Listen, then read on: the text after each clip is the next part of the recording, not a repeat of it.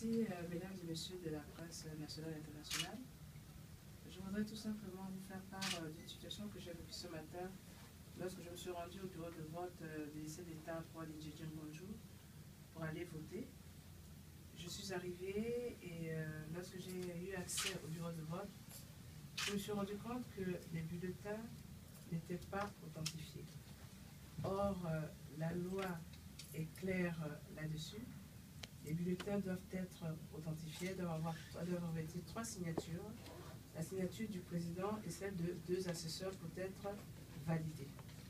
J'ai donc fait la remarque au président du bureau de vote qui était là et je lui ai fait comprendre que je n'étais pas en mesure de voter et que le vote de ceux qui avaient voté avant moi était forcément nul.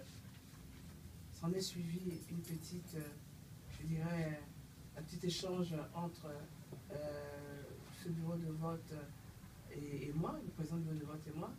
Nous avons donc dû arrêter les opérations de vote et nous avons fait appel au superviseur général de la province de l'Est pour le compte de la Sénat qui est arrivé et qui s'est rendu compte des anomalies qu'il y avait dans ce bureau de vote. Les anomalies sont de plusieurs ordres.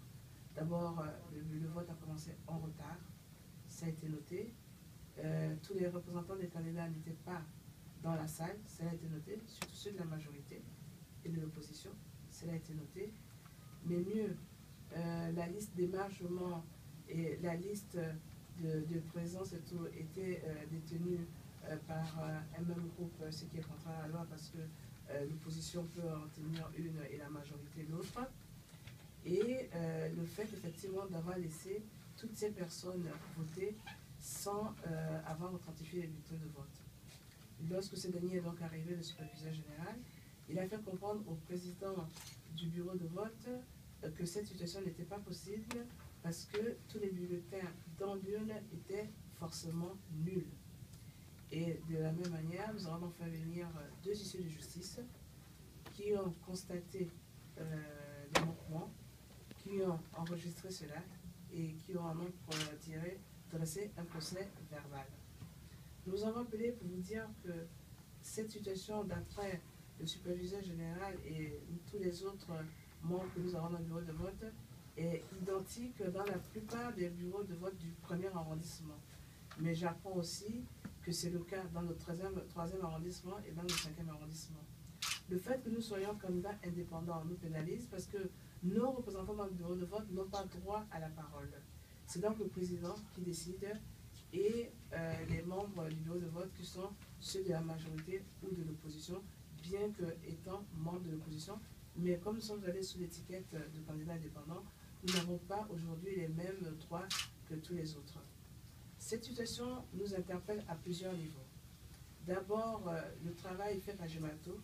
Je me demande dans quelle mesure ce travail est réellement fiable aujourd'hui, parce que lorsqu'il s'est agi de faire, après le vote, l'identification, je me suis rendu compte que le responsable qui devait s'en occuper voulait tout simplement que je prenne mon pouce et le tremper dans l'encrier du cachet. Et je lui ai demandé où était l'encre indélébile. Il était 12h45. Donc ça veut dire que tous ceux qui ont pu voter ce matin ont voté sans utiliser l'encre indélébile. Autre manquement assez grave.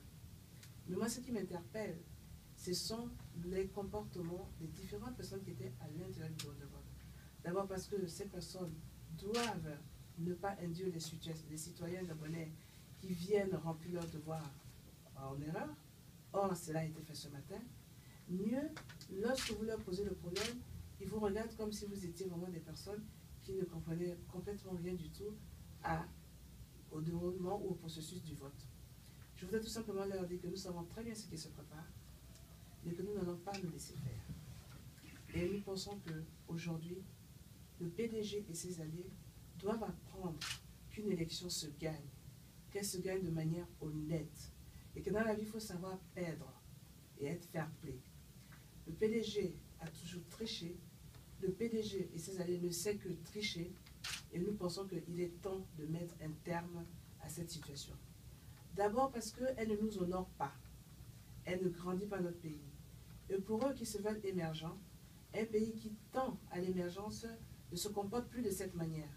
C'est un comportement rétrograde, un comportement barbare et honteux. Et ceux qui gagnent de cette manière, de toutes les façons, ne devaient pas être fiers. Parce que à gagner de cette manière-là, je pense que c'est même plus que triste.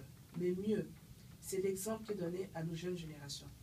L'exemple de la fraude, l'exemple de la tricherie, l'exemple de la facilité.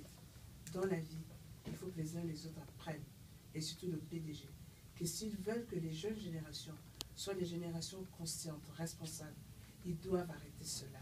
Parce que moi, j'appelle ça un massacre. Et c'est pour ça donc que j'ai tenu à informer la presse nationale et internationale, mais surtout mes compatriotes et ceux de l'extérieur, pour qu'ils comprennent exactement ce qui s'est passé aujourd'hui dans ce bureau de vote. Les témoins étaient là, et ce que j'ai apprécié, c'est que ce bureau de vote est fréquenté essentiellement par les forces de l'ordre. Donc, c'est-à-dire tous ceux qui sont soit gendarmes, soit militaires, soit de la garde républicaine, et qui ont assisté justement à cette scène. Je voudrais donc, avec Mme Ossemeyo ici présente, qui est le directeur de campagne adjoint de M. Jean Guénon, qui elle aussi a rempli son devoir ce matin, mais dans un bureau de vote où les bulletins n'étaient pas du tout authentifiés, tenir cette conférence et voir dans quelle mesure elle peut rendre service et surtout faire comprendre à nos compatriotes que nous devons mettre réellement un terme à cette situation. Je vous remercie. Madame, on va aller droit au but. Un terme à cette situation. Vous n'allez pas vous laisser faire. Qu'est-ce que vous allez faire? Mais nous allons déjà commencer ce soir à être au bord du bureau de vote parce que la loi nous l'autorise et puis assister au décompte. Parce qu'en réalité, ce qui se passe, c'est quoi? C'est que lorsque vous assistez au décompte des voix, et la loi nous autorise, donc il ne faudrait pas que l'armée nous bloque l'accès aux abords des bureaux de vote. On entre dans le bureau de vote, mais nous avons le droit d'être aux abords du bureau de vote. Lorsque le décompte se fait, notre responsable dans le bureau de vote a le droit de prendre des notes, a le droit de filmer, a le droit de nous les donner pour que nous puissions déjà pouvoir les transmettre aux différentes personnes, aux différentes structures qui s'occupent de la centralisation des résultats. Ça, c'est déjà le premier acte que nous allons faire et que nous allons faire ce soir. Le deuxième acte que nous allons faire, c'est faire en sorte que les procès-verbaux issus de ce scrutin soient identiques et conformes aux résultats sortis des urnes. Et ça, nous allons veiller à cela dès ce soir. Le troisième acte, si jamais les choses ne se passent pas normalement, bon, il y a le recours. C'est vrai que nous ne croyons plus à la Cour constitutionnelle parce qu'elle nous a prouvé à maintes reprises quelles étaient ses limites, mais nous pensons quand même néanmoins qu'il faut attirer l'attention de la Cour constitutionnelle parce que, comme je dis, c'est une honte. Et là, nous pensons que de toute façon, ça c'est une troisième étape. Mais les deux étapes importantes et urgentes aujourd'hui sont celles que j'ai précitées avant. Merci.